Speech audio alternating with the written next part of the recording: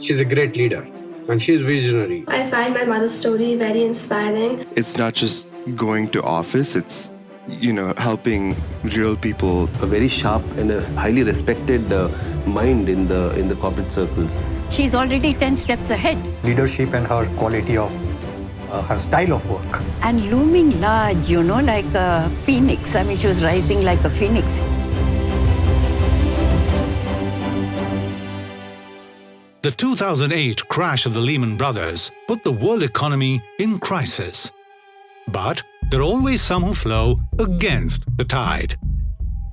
Hema Hattangadi, at the helm of Bangalore-based Conzerv, was one such captain of industry.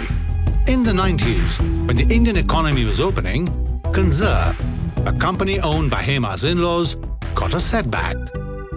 While the Indian industry was prospering, Conzerv's future seemed uncertain. And by 2008, when the world economy crashed, Hema had not only revived Conzerv, but also sealed a deal of her company to be taken over by Schneider Electric.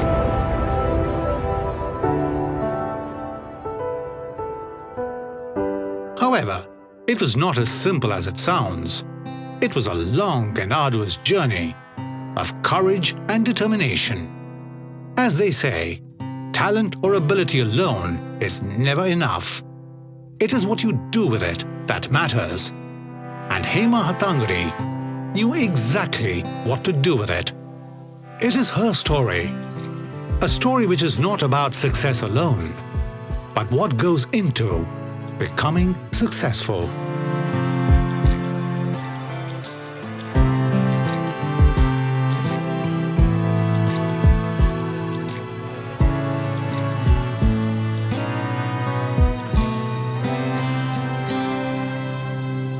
You did it. Well, that's what it seems like. But today we are here to talk only about mergers and acquisitions. But that is not what we want to know to begin with. We want the entire story till Conzerv was acquired, not just a chapter. We all are keen on the whole thing. Well, young man, I'd love to tell you my story because I was not just another CEO. I was a woman CEO in the so-called male domain of electrical engineering. And you are a young man in today's modern times where you see a lot of women at the helm. But I can tell you, in my time, it seemed like marriage was my only destination, and I had never dreamt that I would get to where I was. I will come back to that story later. I think when I was a kid, I didn't really understand what she was doing. I remember being like 2 or 3 inches, knowing my mom had to go to office. And I remember growing up at different points, but I think it wasn't until I was 12 or 13 that I really understood what she was doing. I was really small. I think I was around 6 or 7 when she sold the business, and I was too young to be able to comprehend what her job was and the magnitude of what she was doing. However, I was aware that she was working a job and she was working hard. I would say she's very intuitive, She doesn't read the CV per se. Instead, she reads what is not written there. She is that kind of a person. So when she went through the CV, I had happened to mention what my children were doing. And I think that caught her eye because she said, if I could raise 2 children and both of them so successful, she thought that I would be a good team leader or, manage a team very well. I was born in Delhi. I was the youngest of 4 girls in a family where my father worked in the central government. So we were of modest means, but we didn't have to do without everything that my parents wanted to give me. It was, hot summers with sugarcane cubes when we came back from school. Cold winters when we were given roasted peanuts as soon as we got home, finished our homework. And lots of classes in music, in dance, in the Bhagavad Gita. We were sent to Sunday school. And we were sent to one of the best schools in Delhi. It was Carmel Convent. So the memories of Delhi are very gentle and full of fun and community living. We had a very vibrant Konkani association, which incidentally is where I met my husband Ashok. Ashok's parents and my parents were family friends. And we would go together to a whole bunch of picnics in Buddha Jayanti Park, in Lodi Gardens, in Nehru Park, and actually acted in plays together. I still remember I was 7 and Ashok was 8. And we did something called the Wedding of the Painted Dolls, where I was actually the bride and Ashok was the bridegroom. And as luck would have it, in real life, we ended up getting married a few years later. When I was 13, my father retired. And being a family of 4 girls, it was decided that we should move to Dharwad, which is in Karnataka, in the south of India.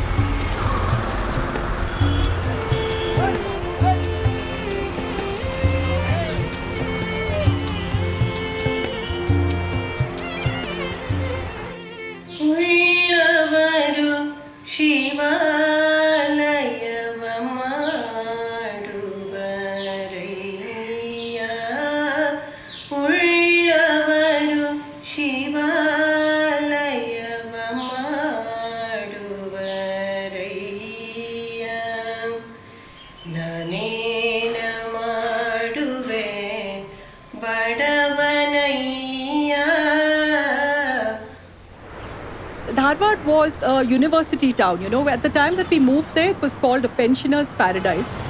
So in a way, I was also very lucky because academically, this move from Delhi to Dharwad was very beneficial. I had to move from the very rigorous central syllabus to the more forgiving state curriculum, and I sailed through school. That helped me get a National Merit Scholarship, got into college, chose commerce, and graduated with a rank from the university. So those were lovely years. And my father was getting older. Unfortunately, in a while, he got cancer and he had to move to Bombay for his treatment. And that was the year that I was finishing my graduation. But I was very lucky because the principal of my college was very supportive. He knew that I was going through a very difficult time. My father passed away when I was in the last year of BCom. I was deeply attached to him, being the youngest of the 4. And you know what? My dad used to call me his pocketbook edition. I frankly think that was a euphemism for the accidental birth that I was. But he was very, very attached to me. And when he passed away of cancer, it was like the bottom had fallen out of my world. Life had come to a standstill. I was only 19 and I'd just lost my father. But fortunately, from the time I was 16 years old, I had learned how to pay for my own expenses. I used to participate in debates and essay competitions and elocutions where the prizes were cash. So I could cover my expenses from that. I even used to sell products from door to door and even tutor young children.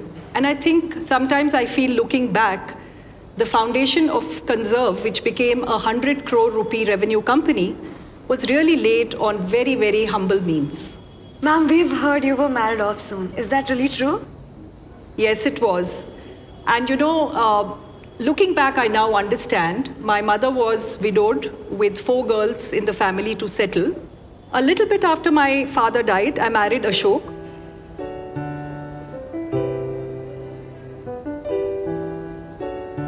Whose father, Vasant Rao, the late H. Vasant Rao, laid the foundation stone for Conzerv, the company of which I became the CEO much later. So you married into Conzerv? Well, in a manner of speaking, yes. But I really had to equip myself for the job, and I had to work hard to earn that position. Hi, Mom. Hi. आ गए तुम लोग? कैसे रहा केमन गुंडी? Divine. Yeah. Hi, Dad. Hello. All well? Yeah. How was the stay? Very nice. Good, good, good. अच्छा चलिए, आप लोग अपने कमरे में जाइए, नहा धोकर आराम कीजिए. लंच में मिलते हैं. I'll join you in a bit.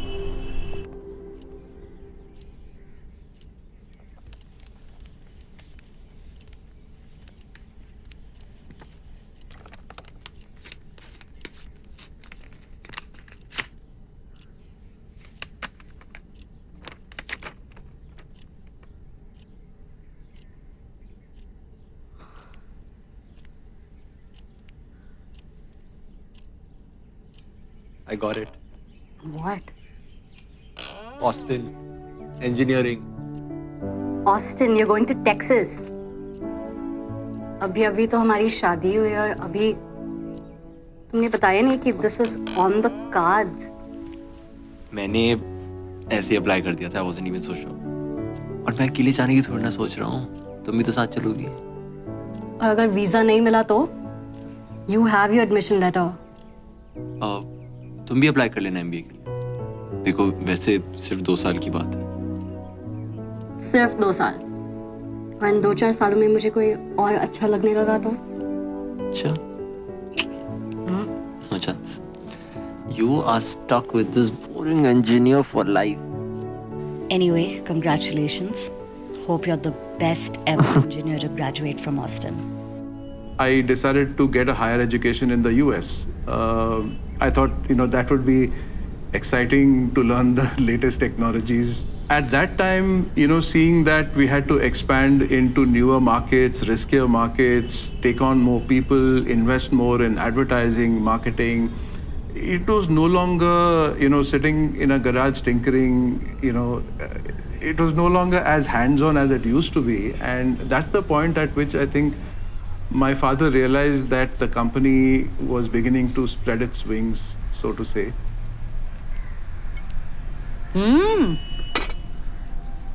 बिसे बेले भात बहुत अच्छी बनी है.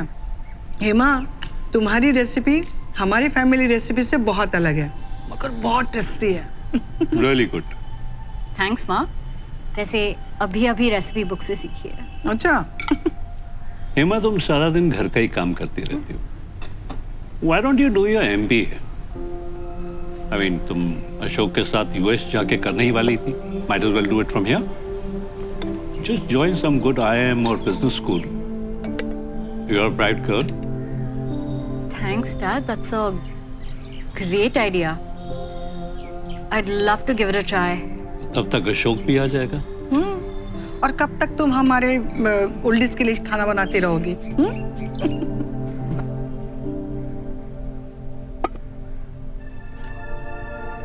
And there I was.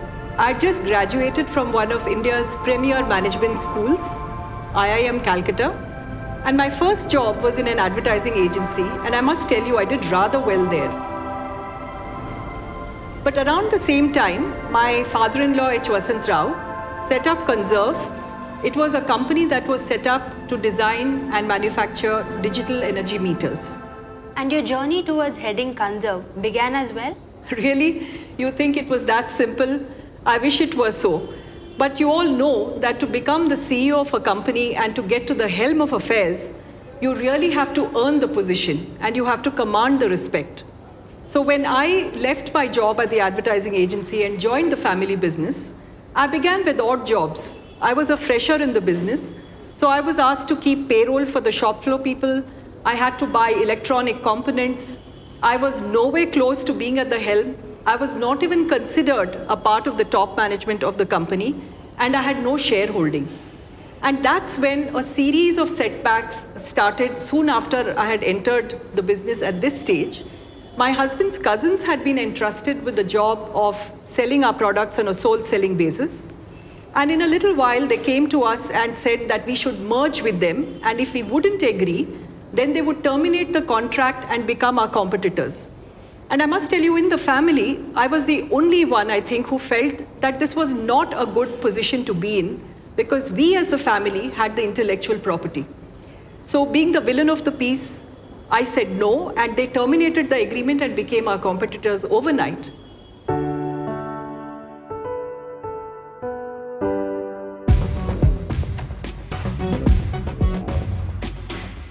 So the year was 1992, and India was in the midst of disbanding its license regime. Under the leadership of Manmohan Singh, we were deregulating and we were making it much easier for industries to thrive and survive. So a whole bunch of new entrepreneurs were mushrooming everywhere.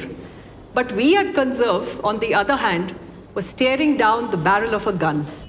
Let me back up a little bit to the scenario just before I took over as CEO. I was an engineer, I loved doing engineering, I loved doing technology, but moving into HR, moving into admin, finance, marketing, a whole lot of other things. And then, trying to perceive which direction the company should grow in, and, all the other challenges which are non-technical and non-R&D. I felt they were just taking away time from my core strength and core skills. And he would complain about the people he had to meet, the fact that he had to deal with government officials, with HR, with labor. And I would sit at home. I just had my first child, Raghav. And when he started up with all these questions, I would come up with answers and say spontaneously, but Ashok, if this happened, why didn't you do that? And those solutions would be like, my God, I never thought of that, fantastic. So I would go back with those solutions, and the next day the same story would repeat. I'd come back home crestfallen with a whole bunch of new problems on my head, all vary from the long day. And then she would say, hey, why not do this or why not do that? And, she had such a completely different take on these problems that at some point I realized that she would probably be a better CEO than me. And that is the point at which I decided to take this idea to my chairman, Mr. T. Thomas. Thomas uncle, देखिए आप हमारे लिए सिर्फ एक venture capitalist नहीं हैं. You're like an elder of the family with immense experience behind you. और आपने हमेशा हमको गाइड किया है. आज 1 साल हो गया है जब से मैंने कंजर्व की बागडोर संभाली है. And see, I just want to tell you that I'm essentially a designer, uncle. मैं engineer हूँ, manager नहीं. मुझे machines बनाना, design करना, research करना, ये सब अच्छा लगता है. और मैं ये भी नहीं कर पाता अगर हेमा का support ना होता तो. But no more, uncle. This isn't my cup of tea. तुम क्या suggest करना चाहोगे? See, I think Hema's the right man for the job, and I want to hand over the CEO's position to her. Hema, घर की बहू है वो. MBA है डैड, सीनियर एग्जीक्यूटिव है, और ये तो आप भी जानते हैं कि मैं उसी की एडवाइस पर फंक्शन करता आ रहा हूँ. ये एक इंजीनियरिंग प्रोडक्ट है. एडवर्टाइजिंग करना और एक इंजीनियरिंग कंपनी चलाना दो अलग बातें हैं बेटा. हाय थॉमस अंकल, क्या बात चल रही है? ओ, राघव का फीडिंग टाइम हो रहा है. मैं ये शुरू से जानता था Hema will make a great CEO. What me? ये एक बहुत बड़ा चैलेंज हो सकता है. What if she fails? Mister Vasant, Conzerv is in no better position now. But this is family-owned business, so the decision has to come from the family. I need results now. नहीं तो इसके आगे support करना मेरे लिए मुश्किल होगा. My father was initially a little taken aback with Mr. Thomas's immediate receptiveness to my suggestion of making Hema the CEO of the company. But he said, if that's what's the best interest of the company, then he would bless the plan, and he was okay with it. Actually, that was a no-brainer that I had to become the CEO because the company was not doing well. Our net worth was wiped out. We had huge accumulated losses. And when the chairman says, perhaps she can do a good job of it, there wasn't any other way than to make me the CEO. And at that board meeting that day, it ended with a board resolution that I should come on board as the CEO in the midst of 1996. So I remember I turned to Mr. Thomas after the board resolution was over, and I said, so what do I do? And he gave me a 6-word mandate. Make the company profitable, make it professional. And that's it. That's when my real adventures in turning Conzerv around began.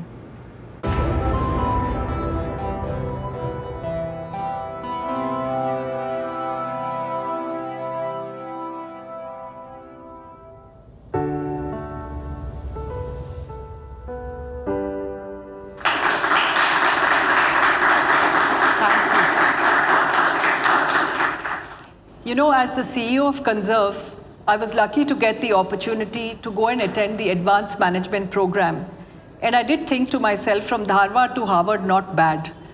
But that was just the beginning of a series of challenges that I was going to face.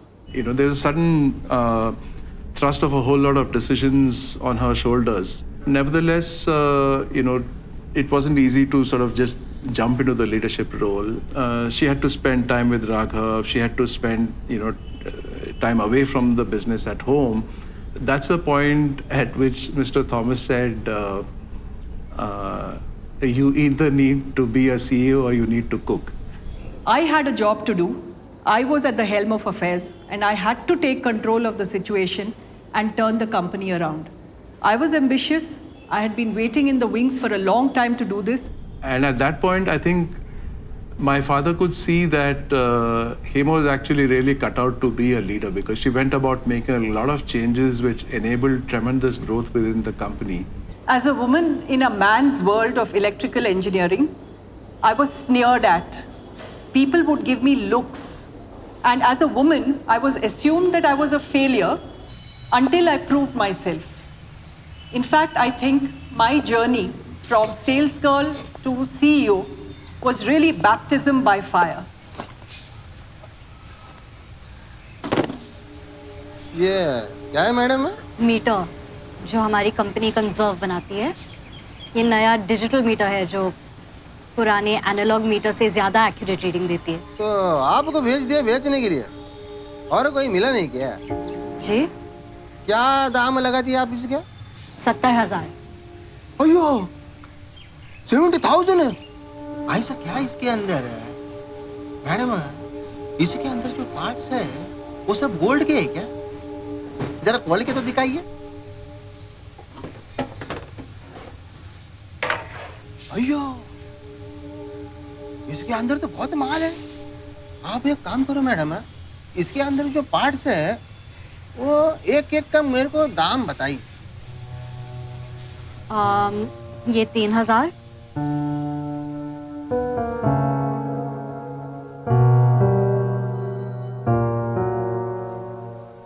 इसका मतलब कितना हुआ madam?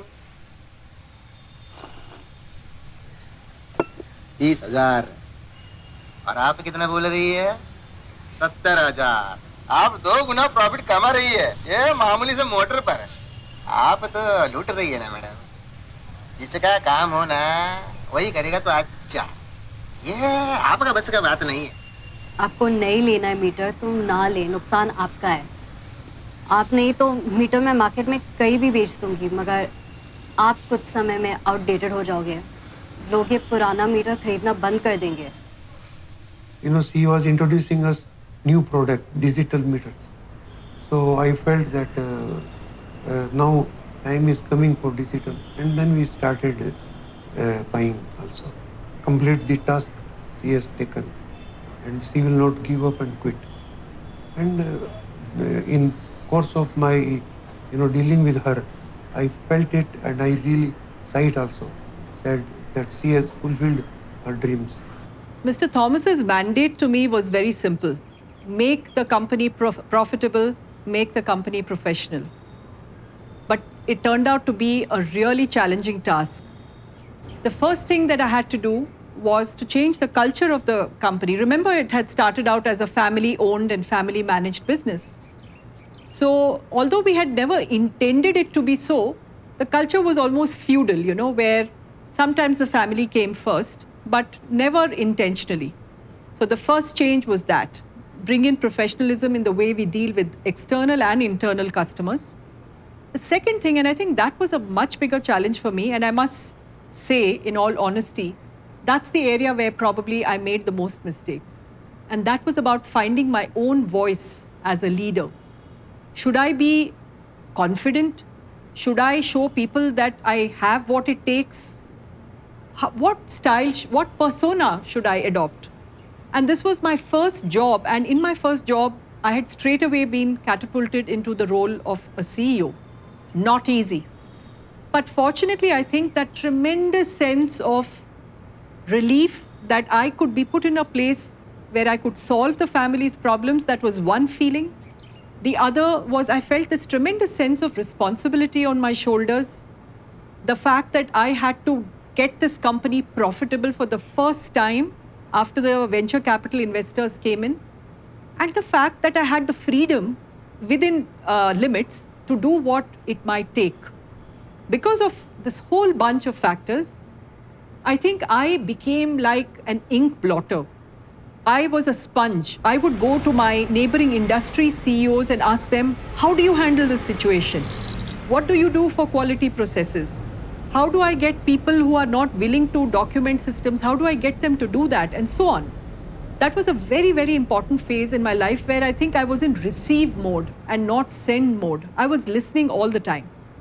But I was also in danger of overdoing it and not being able to, put my foot down and saying, but this is exactly the way it's going to be done. So by the time I found a true balance between both these styles, I'm afraid a lot of water had passed under the bridge.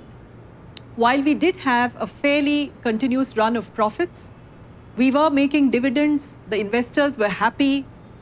We had a compounded annual growth rate, or CAGR as it's called, in sales and profits of 25% over a period of 5 years. And that was really something in the metering industry. We had a market share of 35%. Our products had a premium over competition. Competition was very limited. And I think the most beautiful part of it all, for all of us in the family, was that our brand was getting recognized. Nobody was saying, Conzerv who anymore. And I think that was a big relief.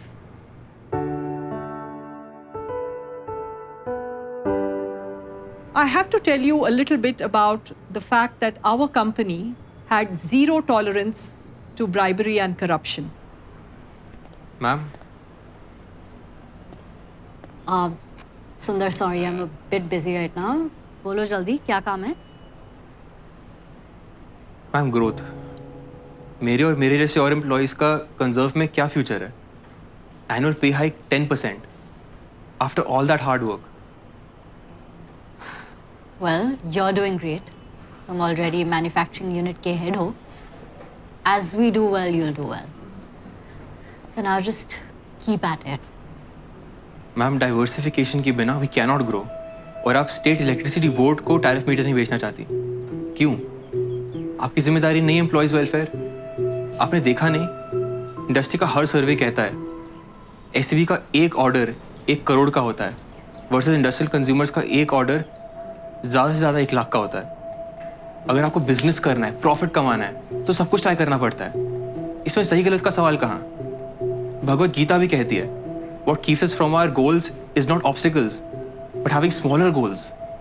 Mr. Sundar, are you suggesting कि बड़े goals का रास्ता corruption और bribery से होके जाता है? और प्लीज़ गीता को अपने हिसाब से तोड़ फोड़ कर आउट ऑफ कॉन्टेक्स्ट कोट मत कीजिए. Such is the world, ma'am. ये दुनिया आपने या मैंने नहीं बनाई है. मगर कंजर्व मैं बना रही हूँ. And maybe this company and its principles are not things you believe in. Mr. Sundar, I think you should email me your resignation letter. और HR डिपार्टमेंट से अपने अकाउंट सेटल करवा लें. मैम, मेरा वो मतलब नहीं था. I was just... You may leave, Mr. Sundar. The second story I must share with you is when I found that my entire top sales team, all the regional managers, were taking kickbacks from dealers to divert large value orders through specific dealers. When I heard this, I was so upset. I called my chairman, T. Thomas, and I said, what do I do? This is the star team I have with whom I want to achieve my 3-year business plan. And he said, there's only one thing you can do. Fire them all. I thought he was joking. I said, what are you talking about? These are my 3 regional managers from whom 3/4 of my national sales comes. He said, Hema, think what will happen if you don't do this. Don't think about what will happen if you do it. I think that was enough for me to just fly to 3 different cities in 2 days, hand over termination letters once we had established the facts, fire all the regional managers, and spread the word in the company that this is what we do when people don't adhere to the code of conduct that the company has set for itself. It wasn't easy, but it turned out to be one of the turning points in our journey towards being a completely zero tolerance company. That is quite a feat, ma'am. But from what we hear from our elders, our parents, it's really difficult to, survive in the business world without greasing the palms of a few officials. Yes, that's true, but we were very firm about it.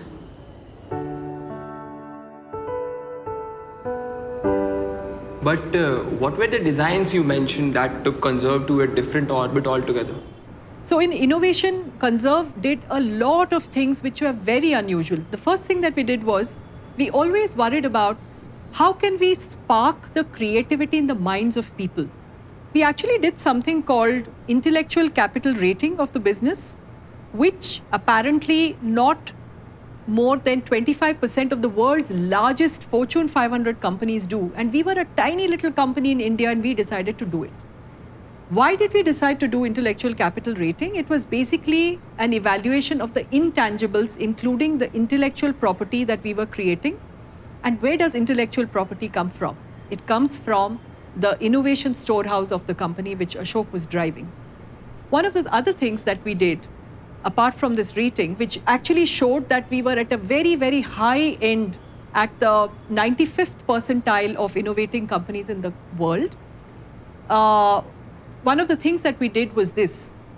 I looked at the team that we had in the R&D section under Ashok, and I realized one thing. Not all of them like doing the same things. Some of them like working on what I called yesterday's products. Some of them liked working on the products for today, which were ready to be rolled out, which were modern technology. And some of them wanted to work on futuristic products, not even products for tomorrow, but products for the next 10 years. We split these guys up, not into electronics, software, hardware, and firmware, which is what it used to be, but we converted that into the type of inclination they had and the type of products they wanted to do. So we called them innovators, we called them pioneers, we called them explorers, and we called them troubleshooters. And these groups of people then started working on bunches of products depending on the timeline when they would be released. I think Schneider also found this a fascinating experiment. It worked well because there was perfect alignment between what a person was wanting to do, what his competencies were, and the kind of products that he was rolling out. So Hema brought about a lot of changes from her experience at the Harvard Leading Change in Organization Renewal. It was called the Harvard LCORE program, Leading Change in Organization Renewal. And she got a lot of insights into not only her own functioning as a leader, but even the things that we could do to bootstrap ourselves to the next level. Bangalore has a rich history and tradition of being known as an engineering, science, design hub. And Conzerv was very lucky to have been founded in this rich aura. I've heard it said that Bangalore is also the place where Tipu Sultan nurtured a bunch of engineers and taught them how to design rockets with which to beat the British. And Tipu Sultan was a great visionary. He actually built something which are today called as tech parks. He had done it in his time. Srirangpatna was the most famous one and Bangalore was the other. And this is where, after Tipu started it off, the British came in, made Bangalore into a military garrison town, and they developed the Madras Engineering Group, or Madras Sappers as it's called. I think beyond that, Bangalore has been very fortunate to have huge institutions of science like the Indian Institute of Science, the NIAS, the National Institute of Advanced Sciences. And then after that, of course, we became the public sector capital of India. If we have to grow up products globally, we need to make them much easier to use, because we realize that it's impossible to dig out manuals and to wonder, why the customer didn't refer to this particular section or something. So that is when we decided to come up with, newer and innovative ways to do animated PowerPoints, to do, paper and cardboard mock-ups of our products and put them out there with different types of users, different types of people, and to actually understand how they approached it and how they first interacted with it. And I think those insights and those understandings actually gave us a very different approach to product design. So now we had new designs, but the brand had to be built. And the brand needed a new pitch.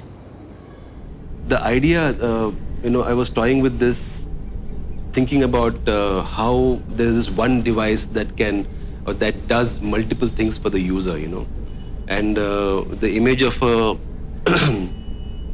juggler flashed in my mind, because that's pretty much like what a juggler does. He is juggling, or she is juggling with multiple objects at the same time, and yet is in complete control of the act, and making it look effortless and making it look fun and easy. And so that was the visual imagery I had in my mind, and that's how the idea came, And I took it to my friend and art director Sanjay at that time, who was also my colleague at Ogilvy. So basically Sanjay and me, we cracked this idea, and we put the juggler visual against a bright yellow background, and there was an enticing enough headline in the mailer, and we presented that idea to Hema. So Hema loved it, and she was quite convinced about it. So the juggler mailer was, I think, complete success. It was a huge success, and unprecedented one at that. I think the response that it got was about a shade over 11%, which is astounding for many reasons. Back then, in this particular segment, industrial marketing segment, industrial selling segment, if you got a 2 or 2.5% response rate on your mailers, it was considered good. Okay, and 4 would be, good enough to open a few bottles of champagne. So in that scenario, in that context, here was a mailing idea that got about 11 or close to 12% response. From that point in time, I think there was no looking back. I think that in a small way was a turning point for the entire marketing, how the marketing ethos was built in this company. And from then on, Ashok, Hema and me, we collaborated and partnered and created multiple marketing, advertising campaigns that involved press, print, mailers, radio, even television commercials. And there was absolutely, we had multiple campaigns that did so well for the company. After all this, you sold the company. But I had personal and professional reasons to do that. On the personal front, I had spent all my time away from the children, and they were growing up far too quickly. I really wanted to bring some work-life balance back. And on the professional front, there were 3 reasons. The first was that Ashok was our chief designer, and as the business was growing, I wanted to de-risk it because we couldn't rely only on his basket of products. The second was that Conzerv had built a fantastic team of global managers, and I really wanted this bunch of talent to get a global canvas. And the third, and I think the most important reason, was that competition was lapping at our heels. And we had to make sure that we found a company that valued us and gave us the same system of values that we had trained our Conzervians to be with. Because if we didn't do that, we could have been severely impacted. And I'm so glad that we found Schneider Electric to sell our business to, because even today, they are selling our products globally, and they have made many of our managers into global stars.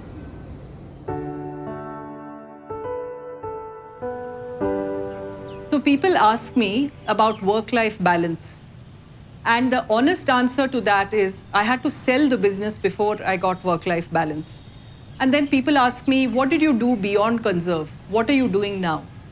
And the answer to that is that Ashok and I have finally found time for family, the nuclear family as well as the extended family, for pets, for doing all the things that we never had time for before. And I think one of the biggest things that is very heartwarming for us is giving back. People talk about giving back in a very, sort of loose sort of way, but we have done that through a lot of community work, through philanthropy, and actually enmeshing ourselves in the communities around us. And we do that through working with or through non-profits. And many of them are in education of the girl child, they are in healthcare, they are in sanitation, they are in water. And my recent pet passion has become the political, the social, and the economic empowerment of women and people at the grassroots. I also do a few independent directorships, and of course, I have a newfound passion for writing. I hope you all get to read my book Lift Off, and after that now I've started on another one. Ashok, of course, is into mentoring and coaching and research into all kinds of spheres.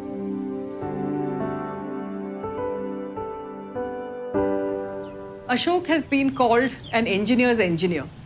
He is an archetypal designer and a scientist. He's always looking 25 years beyond into the future. And I think that's some gene that he's got from his father.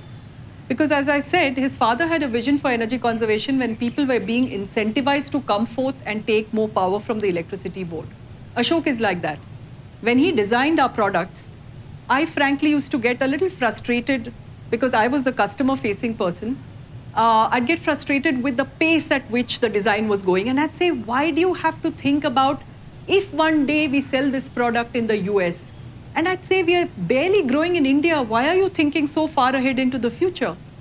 And he turned out to be right. It's only because he built that product the way he did, that Schneider Electric, which acquired our company, not only sells it in India, it sells Conzerv products as a very critical part of its basket around the world, and until recently under our own brand name. She's a great leader and she's visionary. I think what she did together with her husband and her family to create Conzerv, we are very proud that that legacy is with us today. Personally, also very much attached to one of the initiatives which Hema started, Conzerv My Planet, bringing school children as ambassadors of energy efficiency, which is becoming the foundation of sustainability even. And from very few number of schools, of course, with the reach which Conzerv has, starting with Bangalore and all. And today we are, hundreds of schools, almost plus 200 schools across India. And the professional team of Conzerv and the network of partners and the technology helped us to further strengthen our journey with which today we are. When we have taken over Conzerv, Schneider Electric was not that big brand in India, not known in largest energy management and automation space. And slowly we built that, and Conzerv plays a very strong foundation for that. Very professional team, very good product, ahead of the technology at that point of time, and our team's building on that.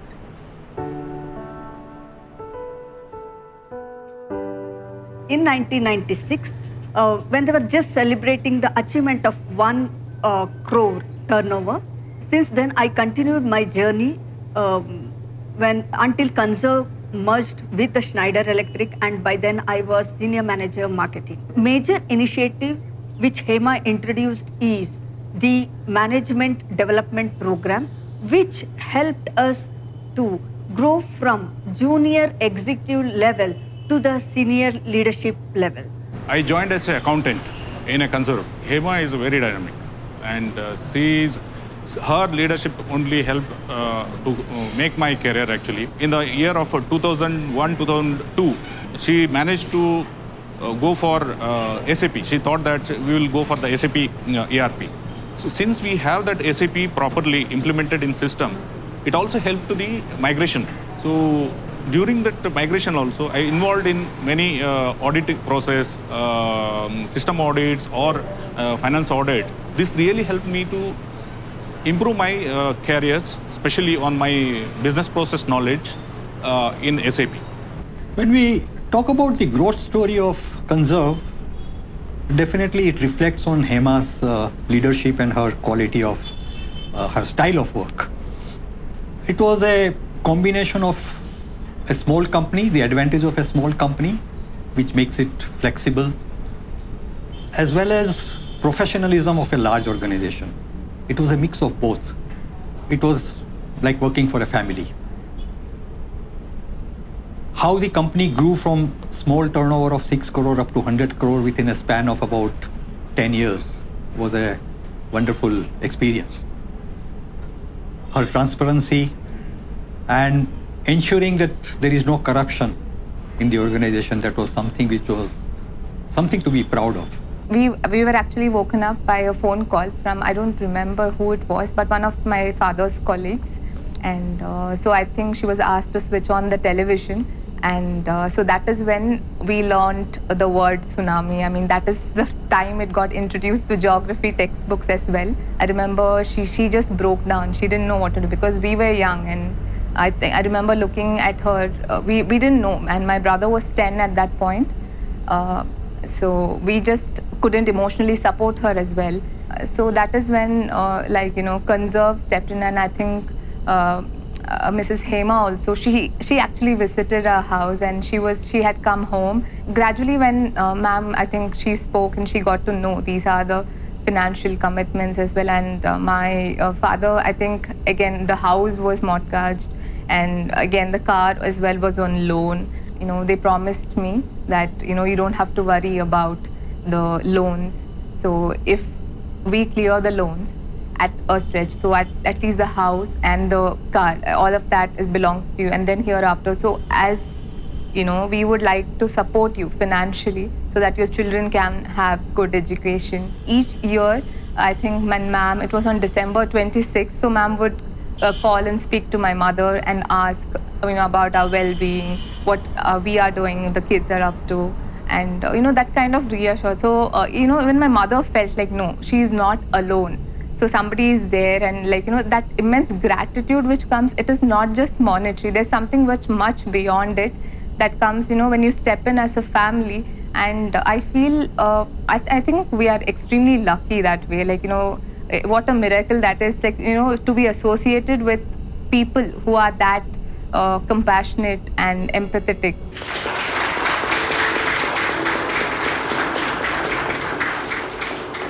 Thank you so much, ma'am, for this inspiring and insightful session. The story of Conzerv is indeed a great story. Thank you so much. Thank you for listening to me so patiently. I always find it a joy to address future managers. All my very best to you in your careers. Thank you.